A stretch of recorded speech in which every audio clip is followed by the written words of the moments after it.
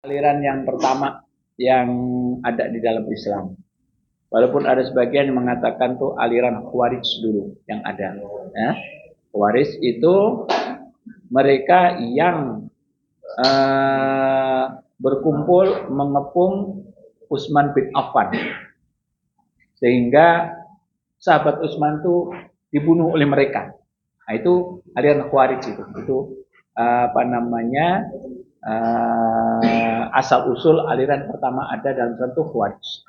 Terus baru nanti ketika terjadi peperangan antara Muawiyah bin Abi Sufyan dan Ali bin Abi Thalib yang kita kenal dengan perang Siffin, ya, kita kenal dengan perang Siffin.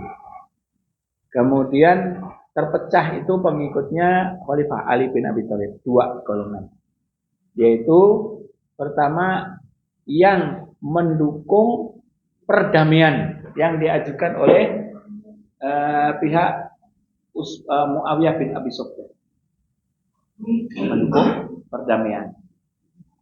Setelah terjadi perdamaian antara keduanya ini dan tidak terjadi peperangan, rupanya separuh dari pendukung Ali itu dia keluar dari ketaatannya kepada Ali. Dengan dalih Ali ini sekarang sudah kafir. Kenapa? Sebab Ali menerima hukum manusia. Nah, itu. Perdamaian tadi yang digagas dua belah pihak tadi itu disebut batal. Itu perdamaian buatan manusia. Dia berdalil inil hukmu illa lillah. Tidak ada hukum kecuali dari Allah Subhanahu wa ta'ala. Nah, yang memecahkan, yang memusuhi Ali tadi lah disebut Khawarij. Nanti kita akan belajar Khawarij. Ini sekedar mukaddimah. Nah, yang mendukung konsisten, mendukung Ali itu disebut dalam perjalanannya disebut Syiah. Begitu. Nah, hari ini kita akan belajar tentang Syiah. Apa itu Syiah? Bahasa, istilah itu apa? Syiah menurut bahasa dan istilah. Silakan baca ahli. Ini yang disitu aja. Ini sudah saya ringkas dari situ. Syiah menurut etimologi bahasa Arab bermakna pembela dan pengikut seseorang. Selain itu juga bermakna setiap kaum yang berkumpul di atas suatu perkara. Terus bawahnya lagi. Nomor 2, adapun menurut terminologi syariat bermakna mereka yang menyatakan bahwa Ali bin Abi Thalib lebih utama dari seluruh sahabat dan lebih berhak untuk memegang tampuk kepemimpinan kaum muslimin. Demikian pula anak cucu sepeninggal beliau. Nah, ini arti kata Syiah. Ya. Jadi menurut etimologi bahasa Arab bermakna pembela dan pengikut seseorang. Itu artinya Syiah, pembela dan pengikut seseorang. Juga setiap kaum yang berkumpul di atas suatu perkara disebut Syiah juga. Golongan artinya di situ. Golongan.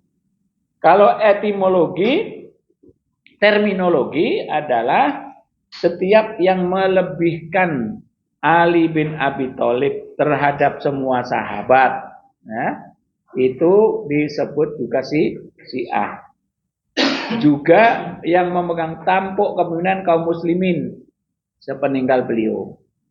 Jadi yang berhak jadi khalifah setelah Rasul itu Ali. Nah, itu juga pendapatnya Syiah itu. Ali ini lebih utama dari sahabat-sahabat semuanya.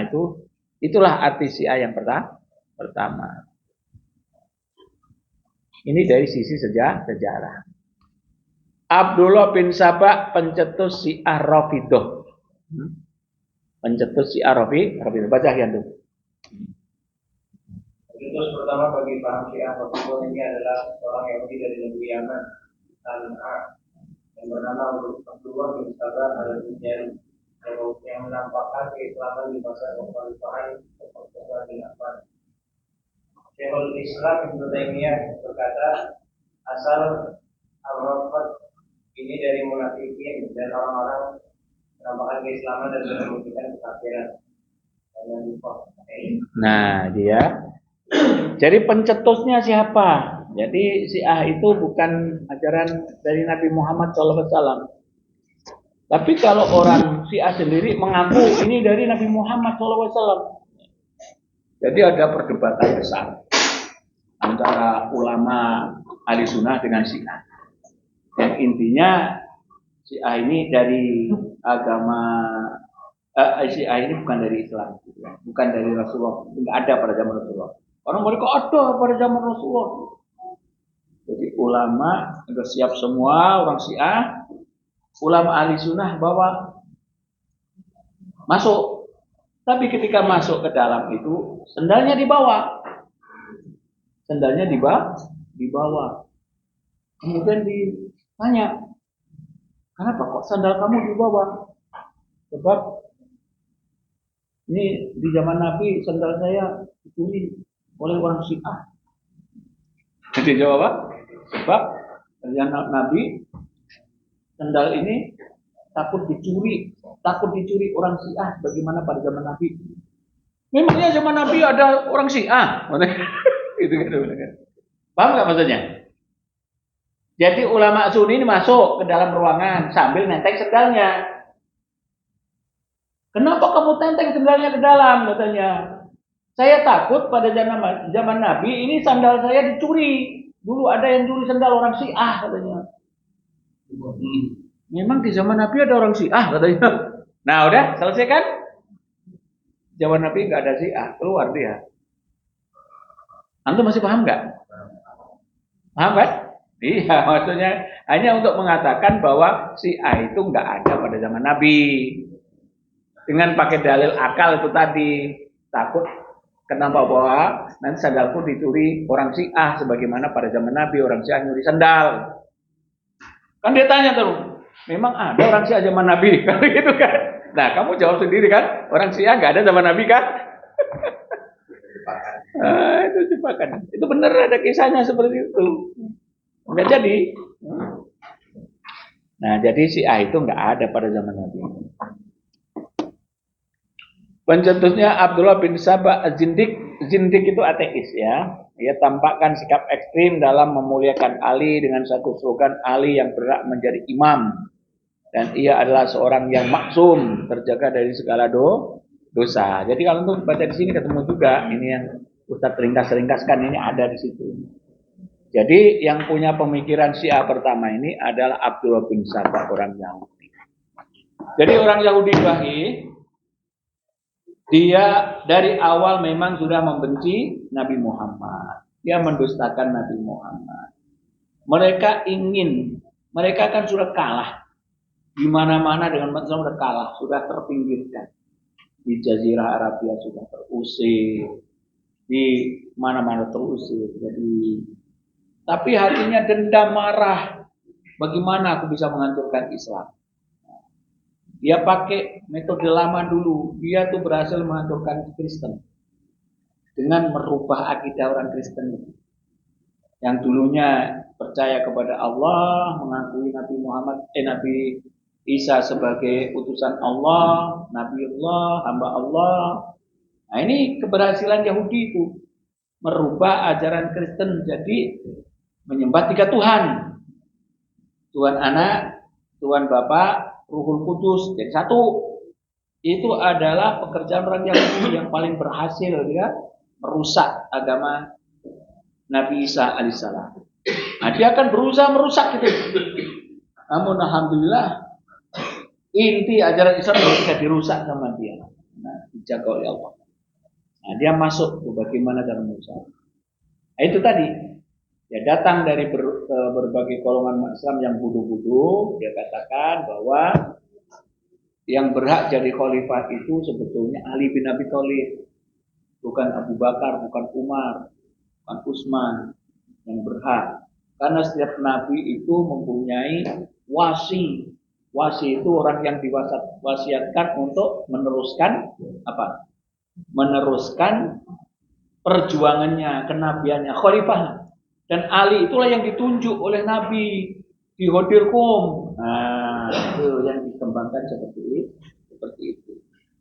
Padahal Nabi Muhammad SAW versi kita ketika beliau mau wafat itu nggak menunjuk seseorang, nggak menunjuk. Beliau wafat aja. Beliau wafat baru umat Islam surah di Sakifah Bani Sa'idah, ringkasnya terangkatlah Abu Bakar. Setelah Abu Bakar, Umar, Utsman, baru nanti Ali radhiyallahu anhu. Dan itu terjadi di masa-masa Abu Bakar berarti. Enggak. Di masa Utsman. Bibit-bibitnya itu ada di masa Utsman. Nah, kalau itu perbedaan pendapat aja. Pada zaman Abu Bakar itu perbedaan pendapat para sahabat. Siapa yang berhak meneruskan jadi khalifah? Tapi setelah terangkat Abu Bakar selesai itu. Zaman Umar nggak ada perbedaan pendapat karena Umar ditunjuk oleh Abu Bakar. Ditunjuk melanjutkan. Dan umat Islam di Madinah sedikit waktu itu, nggak banyak. Kemana? Mereka pergi berjihad di Syam, perang Yarmuk. Di Madinah masih sedikit. Orang-orang tokoh-tokoh penting saja yang ada di Madinah itu Abu Bakar, Umar. Karena kan Abu Bakar itu meminta supaya Umar ini di Madinah aja menemani aku dalam memimpin umat. Nah, Umar tuh mau jihad juga dilarang oleh para sahabat. Jangan, keberadaan Anda itu lebih penting di Madinah. Kalau terjadi apa-apa kami susah, udah kamu di Madinah aja, kami yang menjalankan. Nah, itu. Jadi itu sih. Nah, dia datang si Abdullah bin Sabah ini di tempat-tempat yang jauh dari agama Islam, orang yang baru-baru masuk Islam, seperti di ujung Mesir, di Irak, di Basra, yang Islamnya belum kuat di sana. Ibaratnya antum sekarang masuk ke Papua lah, orang baru kenal Islam. Orang-orang, ya antum ajarkan berkorban, yang dibawa apa? Babi, korban. Ya, orang Islam yang belum tahu. Kalau kamu tuh miyain, ya korban tapi antum kan ngomong apa saja ke orang-orang yang jauh dari Islam, yang belum kenal Islam di Papua atau di NTT di mana, percaya tuh ustaz dari Jawa belajar di Darul Hikmah itu udah terkenal tuh. Antum bilang sekarang sholatnya cuma 3 kali aja ya, nggak yakin dia. Nah, sama itu Abdullah bin Sabah datang ke kampung-kampung yang jauh itu, sebetulnya yang berhak jadi khalifah itu Ali. Kemudian nanti masa Nabi Muhammad itu kan lebih mulia daripada Nabi Isa. Masa yang dibangkitkan di akhir kiamat harusnya Nabi Muhammad bukan Nabi Isa katanya untuk melawan Dajjal. Begitulah bagaimana dia menyelewengkan dan berhasil. Baik. Jadi berhasillah Abdullah bin Sabah ini membuat dasar-dasar agama Syiah itu. Intinya dia membesarkan Ali dan mendiskreditkan sahabat yang lain. Dalam perjalanannya Syiah terpecah menjadi 5 sekte. Awal-awalnya ada Syiah Kaisaniyah, Imamiyah, Rafidhah atau Zaidiyah, Gulat dan Ismailiyah. Di sini ada pecahan-pecahan. Kalau kita buka dalam berapa nih? Syiah Kaisaniyah. 40 ya. 40 nih. Pertama Sabaiyah. Aliran Syiah Sabaiyah ini yang mengikuti pendapatnya Abdullah bin Sabah. Maksudnya Sabaiyah itu halaman 40 nih. Itu kalau di alinea pertama di baris berapa tuh? 1, 2, 3, 4, 5, 6, 7, 8. Nah, ini pendapatnya dia nih. Yang sesat. Setiap nabi mempunyai penerima wasiatnya dan Ali adalah penerima wasiat Muhammad, bahkan penerima wasiat yang terbaik. Sebagaimana halnya Muhammad adalah nabi terbaik. Pada tahap berikutnya menegaskan Ali di dalam diri Ali bahwa di dalam diri Ali ada sifat ketuhanan. Ketika mendengar berita tentang paham ini, Ali bermaksud menghukum mati Abdullah bin Sabah, tapi dicegah oleh Abdullah bin Abbas dengan mengatakan, jika kau membunuhnya, pendukungmu akan menentangmu. Padahal engkau telah bertekad untuk kembali guna memerangi penduduk Syam. Akhirnya dia hanya mengusir, membuangnya ke Madain. Ya. Alinea yang paling bawah lagi itu, tengah-tengah, ia mengatakan bahwa yang terbunuh itu bukan Ali. Ketika Ali wafat langsung dibunuh. Tetapi setan yang menyerupai Ali, sedangkan Ali naik ke langit bagaimana naiknya Isa bin Maryam. Dia berkata sebagai orang Yahudi dan rasanya berdusta dengan mengatakan bahwa Isa dibunuh. Inilah kata-kata Abdullah bin Sabah, dasar-dasar untuk apa? Mengkultuskan Ali bin Abi Thalib. Dia niatnya ingin menyesatkan begitu. Nah, bagaimana kakek nenek moyang Yahudi berhasil menyesatkan orang-orang Kristen bahwa Nabi Isa adalah anak Tuhan. Nah,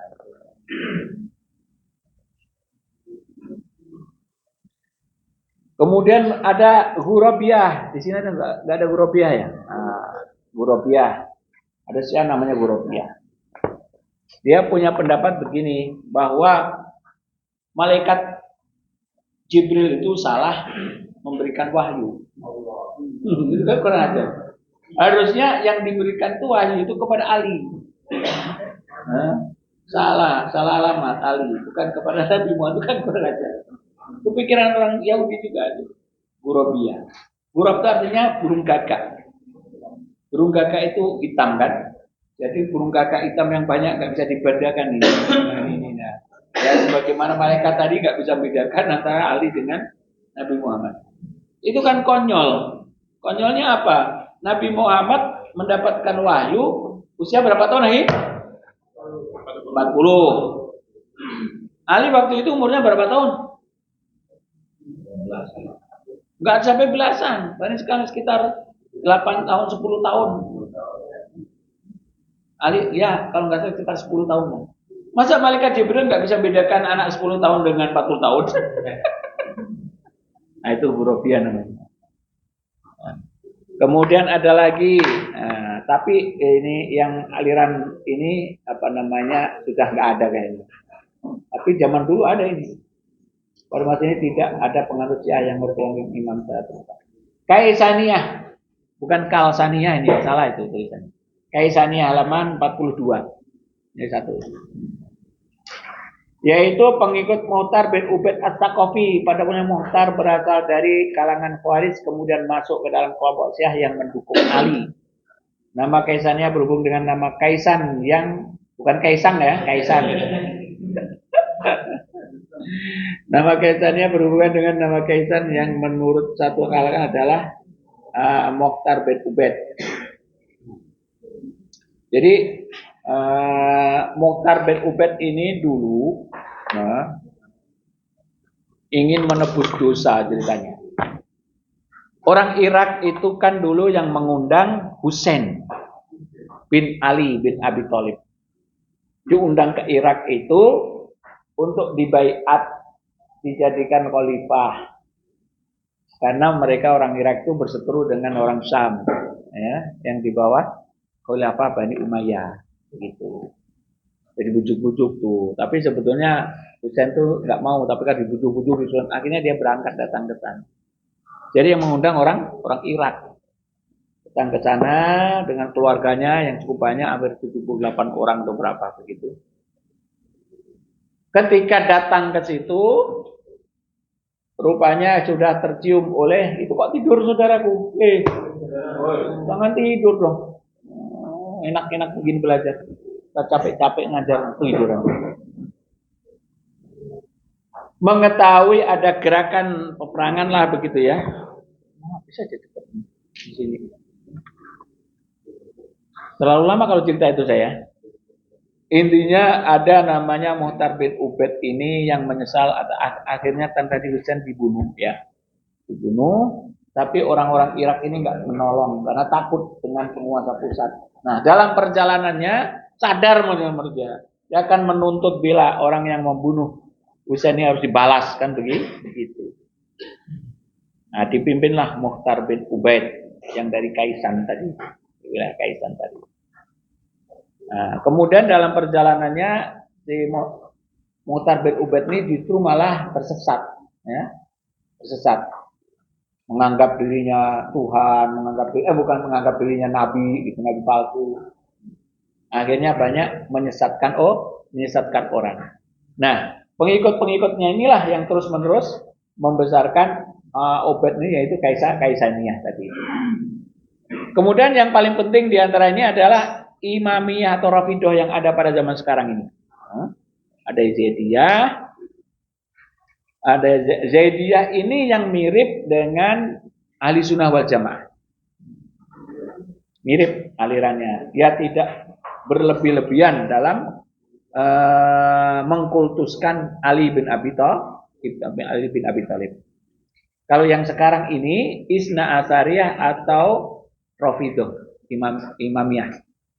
Imamiyah yang sekarang di Iran itu, yang nomor 2 ini. Di mana mereka mempercayai bahwa ada 12 imam. Setelah Ali, Husain, Ali Zainal Abidin terus sampai 12. Nah, imam yang ke-12 itu menurut mereka gaib. Masuk di satu gua gitu terus hilang, nanti akan keluar menjelang akhir zaman. Nah, maka disebut imam 12, yang 12 itu gaib. Nanti kalau keluar akan memimpin manusia, umat Islam, keyakinan dia. Kayak kita itu percaya kepada Imam Mahdi. Tapi kalau Imam Mahdi itu lain kisahnya dengan ini. Nah, itulah keyakinan. Maka disebut Syiah Imam 12 atau Imamiyah ini, Rafidhah. Nah, disebut Rafidhah itu bahasa kita menolak. Ada cucunya, anaknya Husain, Ali Zainal Abidin, kalau nggak salah itu ya. Dia datang ke kumpulan orang-orang Syiah. Disuruh mengecam Abu Bakar dan Umar. Memburukkanlah, mendiskreditkan. Kakek kamu itu yang paling baik, yang benar. Dia nggak mau. Oh, nggak mau saya kalau mau mendiskreditkan Abu Bakar, Umar. Itu adalah orang-orang yang soleh, baik temannya ayah saya, temannya kakek saya. Loh, kamu menolak ya? Kamu Rafidhah menolak. Kalau begitu kami Rafadnaka. Rafadnaka artinya kami menolak kamu menjadi imam kami kalau begitu.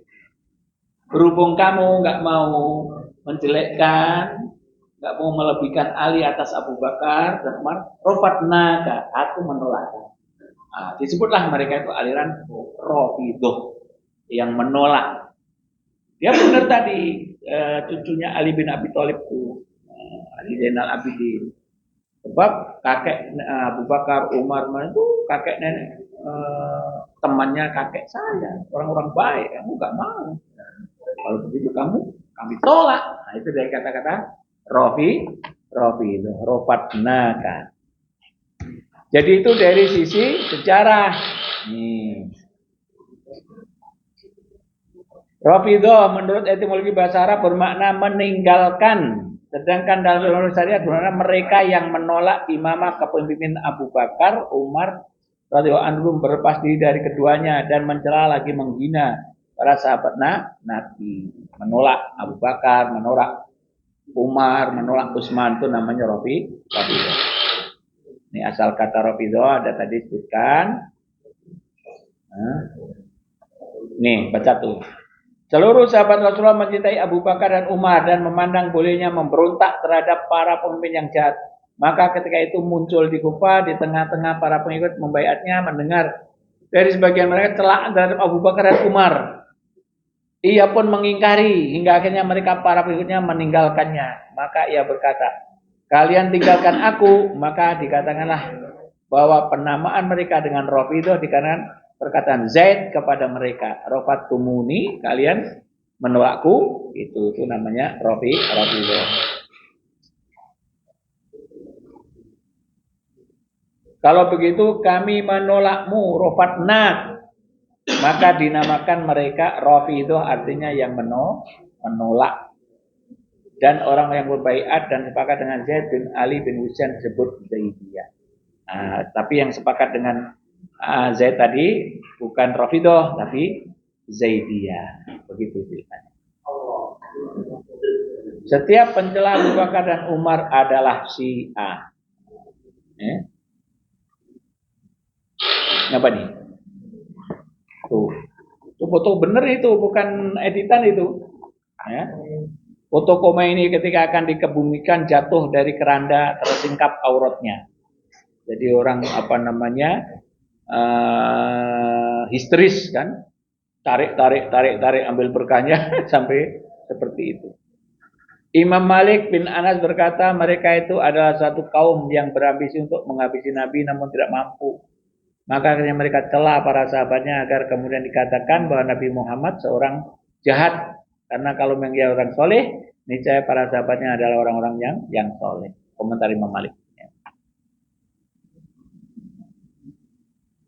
Khomeini itu pernah berkata, orang yang jatuh dari kerandanya itu tanda-tandanya orang yang celaka. Dia pernah ngomong gitu. Nah, dia jatuh dari kerandanya. dia sendiri celaka kalau begitu. Ya, pernah dia ngomong. Ya. Orang yang jatuh dari kerandanya itu, termasuk orang-orang yang celaka. Ini jatuh dari kerandanya itu, rebut-rebut. Ini bukan edit loh, ini benar nih. Tapi mungkin udah dibuang kali oleh Google. Tahu, ini ada. Pengutamaan Abu Bakar dan Umar bin Khattab sejak zaman Nabi ini nggak usah dibaca. Nasihat Imam Syafi'i. Imam Malik ketika ditanya tentang mereka, beliau berkata, jangan kamu berbincang dengan mereka dan jangan pula meriwayatkan dari mereka karena sungguh mereka itu selalu berdusta. Imam Syafi'i, aku belum pernah tahu ada yang melebihi Rafidah dalam persaksian palsu.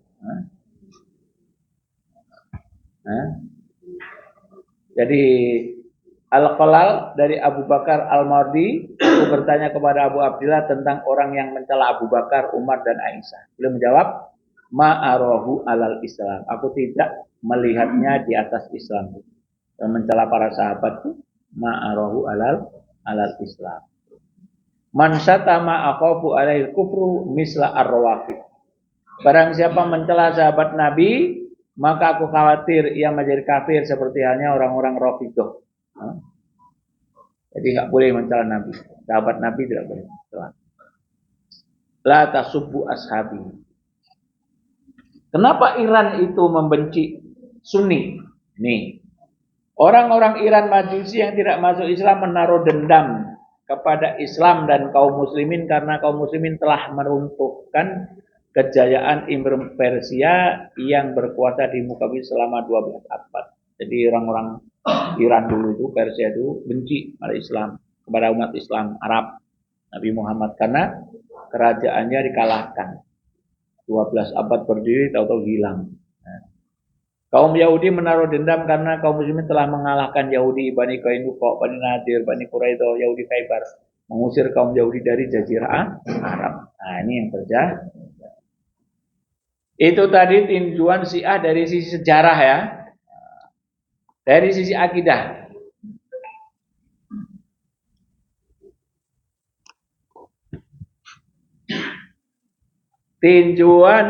Ditinjau dari akidahnya, aliran sesat dan menyesatkan. Ya.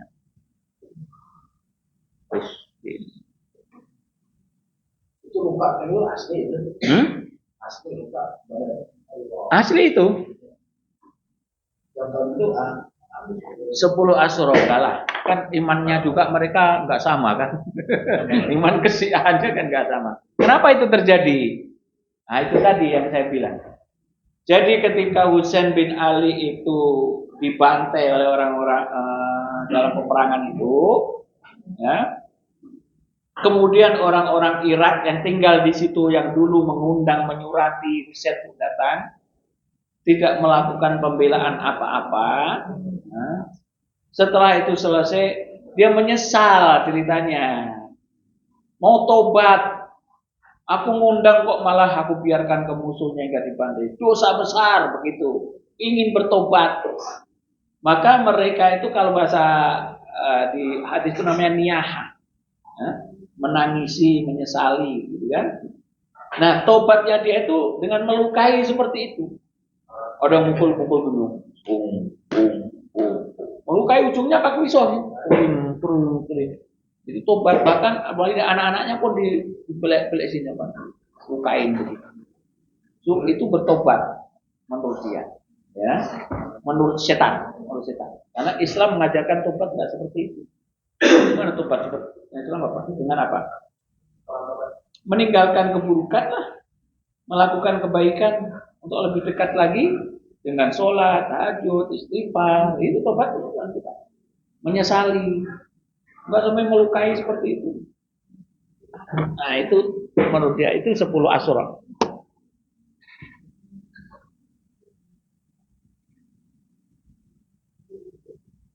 Nah ini dia. Baca lagi.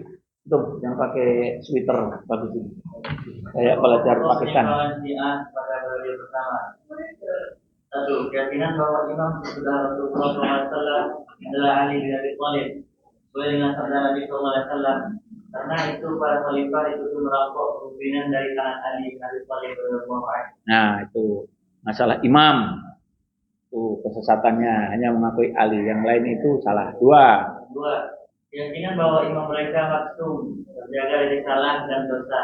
Nah, yang maksum itu hanya para nabi dan para rasul. Antum walaupun namanya maksum, nggak maksum juga.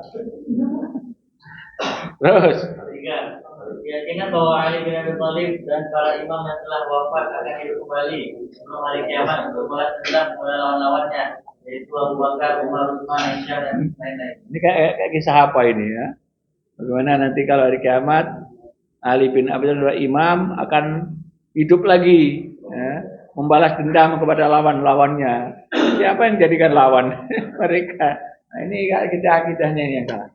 Yang keempat, keyakinan bahwa Ali bin Abi Thalib dan para imam mengetahui rahasia gaib baik yang lalu maupun yang akan datang. Ini berarti sama dengan memohonkan Ali bin Abi Thalib. Nah, ini kan goblok. Lah kemarin itu ada tamunya yang dari Palestina, katanya tahu yang gaib. Tamu dia dijaga, namanya Ismail Hania. Dibunuh Yahudi nggak tahu dia. Antum tahu nggak tuh kemarin tuh? Ya bukan kemarin, maksudnya bulan lalu lah, 1 bulan yang lalu. Jadi Ismail Hania itu kan representasi presidennya Palestina terjajah, ya. Ketua Hamas, Biro Hamas luar negeri. Kemudian diundang Presiden Iran ke Iran, diundang untuk apa? Untuk menghadiri apa? Pelantikan presiden. Selesai menghadiri pelantikan presiden, ya tidurlah. Dicarikan tempat yang paling aman menurut dia.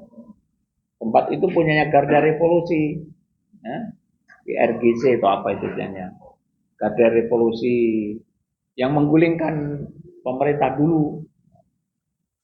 Rumahnya dia juga, dipakai lama juga di situ. Dibunuh nggak tahu. Kalau dia imam harusnya tahu dong, oh mau dibunuh nih, aku jangan tidur di sini, tempat lain kan begitu. Tapi menurutnya para imam mengetahui rahasia gaib baik yang lalu, kan itu sebetulnya menjatuhkan harkat marwah negaranya. Tamu dibunuh, tamunya dia yang undang, yang membiayai semuanya dibunuh. Nggak tahu kan itu menghina sebenarnya, penghinaan. Antum punya tamu gitu kan, tanggung jawab antum jaga. Ini akidah sesatnya. Coba lagi ganti lagi antum kacamata. Atau yang dideklarasikan oleh para pengikut Abu Sabah dan akhirnya mereka dihukum bahkan oleh Ali bin Abi Thalib karena keyakinan tersebut. Nah, keyakinan mengutamakan Ali bin Abi Thalib atau Abu Bakar dan Umar bin Khattab, padahal Ali sendiri mengambil tindakan hukum yang merupakan berkali terhadap orang yang meyakini kebohongan tersebut. Itu keyakinan mencaci maki para sahabat atau sebagian sahabat atau tentang ketuhanan Ali ini yang Ali marah nih. Ya. Jadi sempat beberapa tuh yang nggak mau bertobat itu dibakar. Nah, karena akhirnya dinasihati jangan dibakar, akhirnya nggak dilakukan. Tapi ini sempat. Nah ini malah semakin menguatkan kesesatan dia. Nih buktinya kalau dia Tuhan, nah, bakar. Kan yang boleh bakar kan hanya Allah, bukan kita. Nah, Ali membakar berarti dia betul-betul Tuhan katanya. Kurang ajar, ya. Akhirnya mereka dihukum bakar oleh Ali bin Abi Thalib karena keyakinan tersebut. Ya. Ini keyakinan kita. Rukun iman sunnah dan syiah. Ini rukun iman dia, ya kan? Kalau rukun kita ini iman pada Allah, malaikat, kitab-kitab, rasul-rasulnya, hari kiamat, qadar dan qadar. Kalau syiah, tauhid, nubuwah, imamah, al-adlu, al-ma'at, ada di sini. Ini halaman berapanya? Bantu buka sini.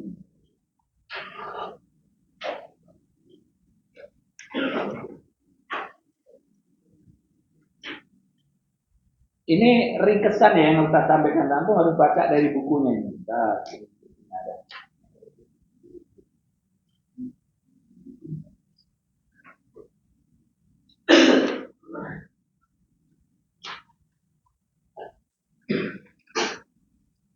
Oh, ini pelajaran ini. Pelajarannya Khawarij kalau nggak salah ini. Tapi inilah keyakinannya orang Syiah itu. Iman dia kepada tauhid, nubuwah atau kenabian, al-imamah. Nah, ini yang dibesar-besarkan oleh orang-orang Syiah itu imamah, kepemimpinan. Ya, kepemimpinan. Jadi pemimpin itu menurut pendapat Syiah hanya dari keturunan Ali bin Abi Thalib. Ya, yang lain itu berarti merampas atau tidak sah. Keadilan dalam akhirat. Nah, tentang Quran. Dalam kitab Al-Kafi. Nah, kitab Al-Kafi itu kitab hadis-hadis pegangan orang Syiah yang mengarang mereka, ulama-ulama mereka. Kalau kita ini baratnya Sahih Bukhari, Sahih Muslim, dia mereka punya kitab Al-Kafi. Seperti Sahih Bukhari, Sahih Muslim di sisi kita umat Islam, ahli sunnah. Dia katakan sebenarnya Al-Quran yang dibawa Jibril kepada Muhammad ada 17.000 ayat. Jadi lebih besar dari kitab kita, Al-Quran. Karena Al-Quran, tapi sering dalam perdebatan dia minta, tunjukkan dong kami, mana itu 17.000 ayat. Biar kita bisa baca gitu kan. Tapi enggak juga. Nih. Kalau Al-Quran kan 6.666. Nah, dalam beratnya begitu kan. Tinggal antum hitung aja lah. Bisa itu. Kan Al-Fatihah 7, Al-Baqarah berapa ratus, 200 berapa gitu.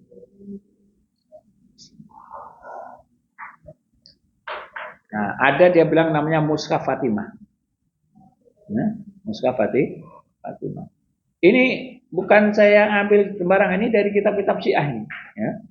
Sesungguhnya di sisi kami ada Mushaf Fatimah. Mereka tidak tahu apa Mushaf Fatimah itu. Abu Basir kata, apa Mushaf Fatimah itu? Mushaf 3 kali lipat dari apa yang terdapat di dalam mushaf kalian. Di bawah tidak ada padanya satu huruf pun dari Al-Quran kalian. Nih, kitab Asy-Syiah wal Quran, halaman ini. Ihsan Ilahi Dhahiri. Ihsan Ilahi Dhahiri ini ahli sunnah Pakistan, orang Pakistan yang paling getol membela Sunni, akhirnya mati dibom oleh orang Syiah. Saat waktu itu masih di Pakistan. Ini Ihsan Ilahi Dhahiri. Nah.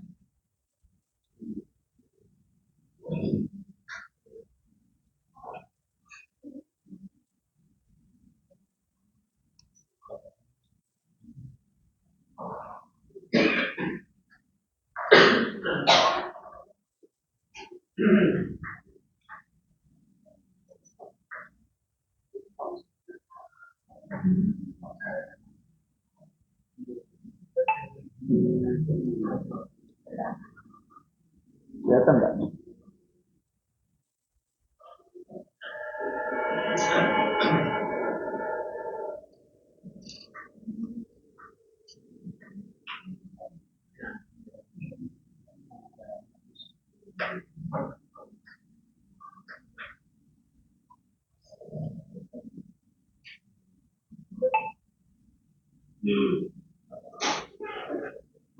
Itu enggak keluar? Inna Allah astafa Adam wa Nuh.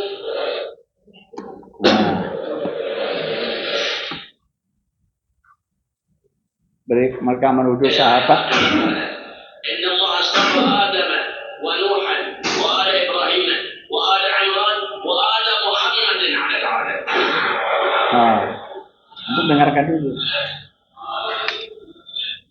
Bismillahirrahmanirrahim. Ini yang benar.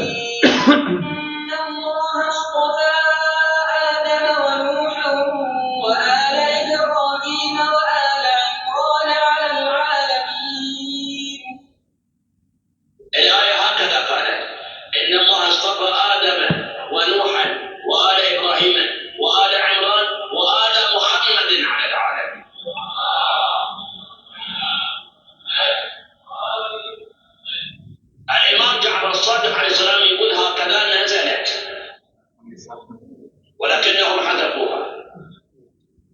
خلاص أنا بعد ما أعلق، أنا بس أقول لك كلام لو أتعلق أكو مكان تعليق هواي.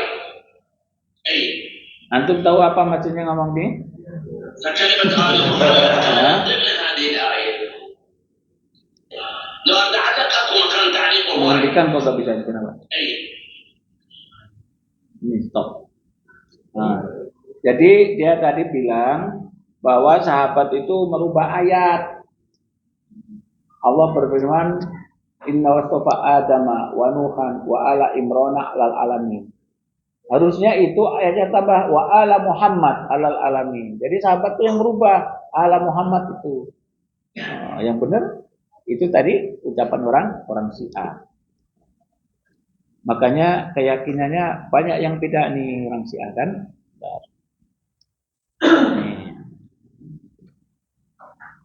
Menurut Syiah, Al-Quran yang ada tidak asli. Tuh. Menegaskan ayat-ayat Al-Quran ada yang dirubah, ada yang tidak sesuai dengannya ayat isinya, seperti ketika diturunkan oleh Allah Subhanahu wa Ta'ala. Di tafsir Qasim misalnya. Ini contohnya nih, ya. An Abi Basir, an Abi Abdillah min qauli azza wa jalla, min qauli azza wa jalla. Ini dari mereka. Wa may yuti'illah wa rasulahu fi wilayati Ali wa wilayatil a'imma min ba'dihi faqad faza fawzan 'azima. Itu kan? Dirubah nih. Fi wilayati Ali wa wilayatil a'immati min ba'dihi. Ayatnya wa may yuti'illah wa rasulahu faqad faza fawzan 'azima. Nah, ditambah dia. Nah, ditambah itu contohnya lagi.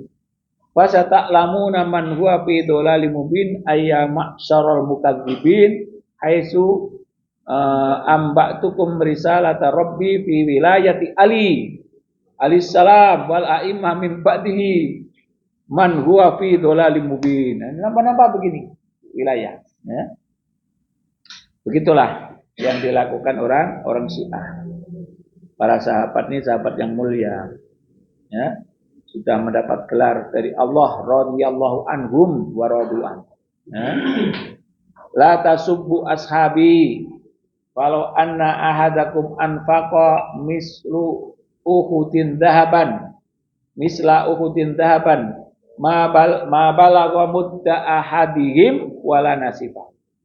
Jangan kalian mencaci maki sahabat-sahabatku kalau sekiranya salah satu dari kalian menginfakkan, ya, harta sebesar emas sebesar gunung Uhud, ya, misla Uhudin dahaban, itu enggak sampai satu genggamannya dari mereka.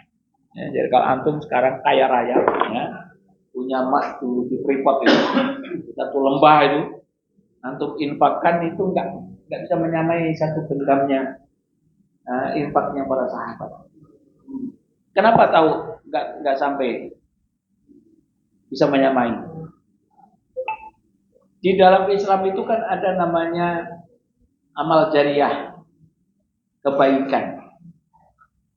Man sanna fil islami sunnatan hasanatan falahu ajruha wa ajru man amila biha ba'daha min ghairi ayyan takis min ujurihim saya. Siapa yang beramal baik, ya, di kalangan umat ini, dia dapat pahala orang yang mengikuti, ya, pahala terus tanpa dikurangi sedikit pun.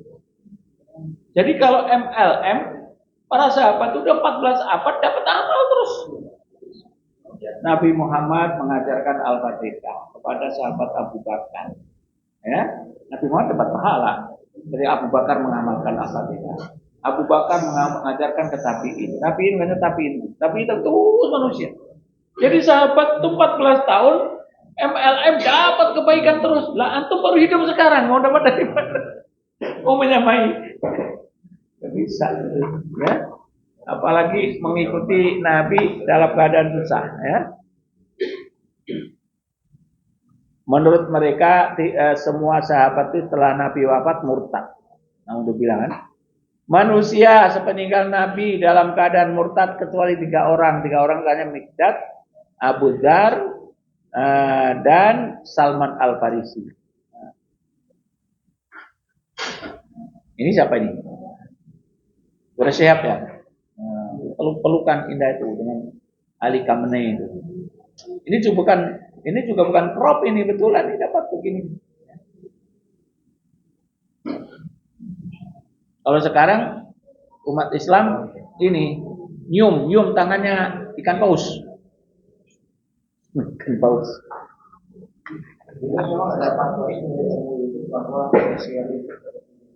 Memang terindikasi sih ya. Makanya di sini kita tidak rekomendasi kalau antum tulis skripsi tafsir Al-Misbah. Ya. Nih, ulama Syiah mengkafirkan seluruh sahabat. Nih, dari dia. Artinya seluruh sahabat Nabi itu murtad setelah Nabi wafat kecuali 3 orang murtad. Nah, ini bagaimana memurtadkan? Ini kan menghina Nabi. Menghina enggak? Di mana letak menghinanya?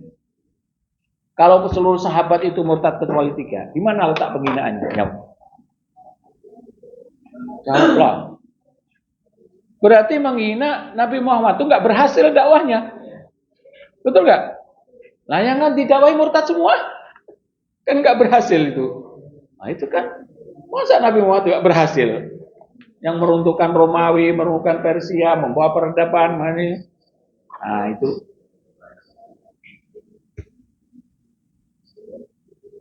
Baik, waktunya sudah habis ya. Ini masih banyak ini sebetulnya. Masih banyak nih. Ini tentang itu. Baik, kita sambung pengaduan. Tolong dibaca ya. Dibaca pelajaran kita ini sampai halaman 62 ya. Sampai halaman 2. Cuma ini yang tersisa ini kan yang paling penting ya. Kadang-kadang kita nggak tahu. Ini melengkapi aja. Yang saya sampaikan ini melengkapi. Besok kita lihat bukunya ya. Baik, subhanakallahumma wa bihamdika asyhadu an la ilaha illa anta astaghfiruka wa atubu ilaik.